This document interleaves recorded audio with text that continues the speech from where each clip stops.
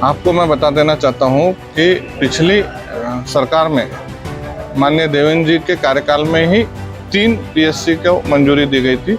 झिल्पा, बोरगढ़, एक काटोल तालुका की और घाटपिंडरी पारसौनी तालुका की। और ये तीनों पीएससी की मंजूरी होने के बाद हमारे यहाँ 2014 में जो विधायक थे माननीय डीएम रेड्डी साहब, उन्होंने भूमि विभाजन किए। उनके कार्यकाल में यह इमारत पूर्ण हो गई घाटपिंडरी की। और बाद में 2019 के बाद वहाँ पे पद निर्मित नहीं थी, तो पद निर्मित न होने की वजह से 2022 में आशीष जायसवाल साहब जो अभी तत्कालीन आमदार है, उन्होंने इसका पुरावा किया और पद निर्मित को मंजूरी 2023 में आ गई।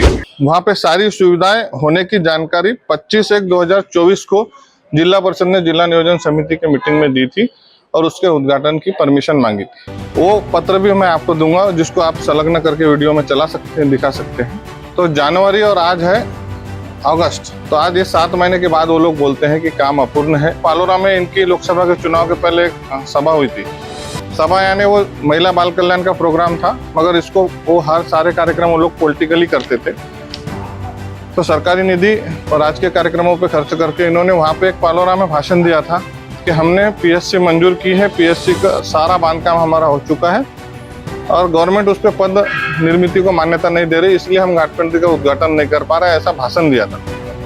और उसका जवाब उस समय आमदार जायसवाल साहब ने दिया था कि पद निर्मित की मान्यता मिल चुकी है, आप तत्काल पद भर के वो पीएससी को चालू करो करके। और आपके जानकारी में दिखा देता हूँ कि आउटसोर्सिंग से जो यंत्रणा गवर्नमेंट को सरकारी कर्मचारी कॉन्ट्रैक्ट बेस पे पुराती है, उस यंत्रणा के माध्यम से इन्होंने कर्मचारी ले चुके हैं, ऐसा इन्हीं का जवाब है। वो भी पत्र में आपको दिखाता हूँ। इसके बाद भी ये लोग अब डबल मीनिंग में भाषा में बात करते हैं, क्योंकि इनको कोई भी लोकहित के कार्य का उद्घाटन पालक मंत्री महोदय माननीय देवेंद्र जी फडणवीस साहब इनके हाथ से होने नहीं देना है और इनको श्रेय सरकार को जाने नहीं देना है।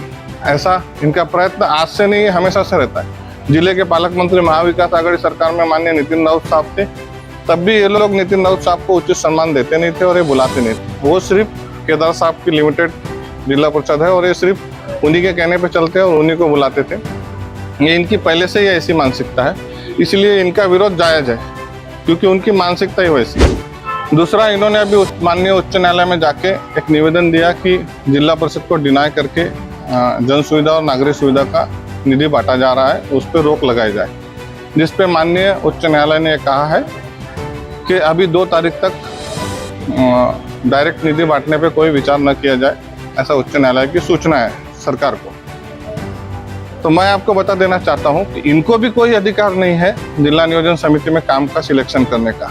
काम की एक त्रिस्तरीय पद्धति होती है। सारे अधिकार जो होते हैं स्थानिक ग्राम पंचायत को, स्थानिक सरपंचों को होते हैं। ग्राम पंचायतों से जो वार्षिक आंकड़ा तैयार होकर डिमांड आती है, यानी ग्राम पंचायत की जो मांगनी होनी चाहिए कि जिला परिषद स्तर पे और पंचायत समिति स्तर पे विविध योजनाओं में कौन-कौन काम मंजूर किए जाने चाहिए, वो काम की मांगनी जो सरपंच भेजेंगे वही काम जिला परिषद और पंचायत समिति के आराखड़े में आने चाहिए। मगर ये लोग उसका उल्टा करते हैं।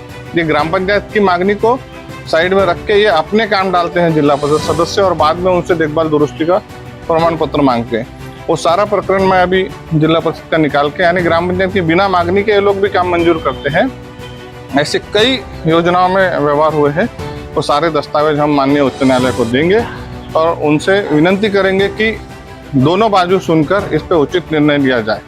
यहाँ पे सिर्फ टक्केवारी कमीशनबाजी के चक्कर में ही इन कामों का विरोध किया जा रहा है।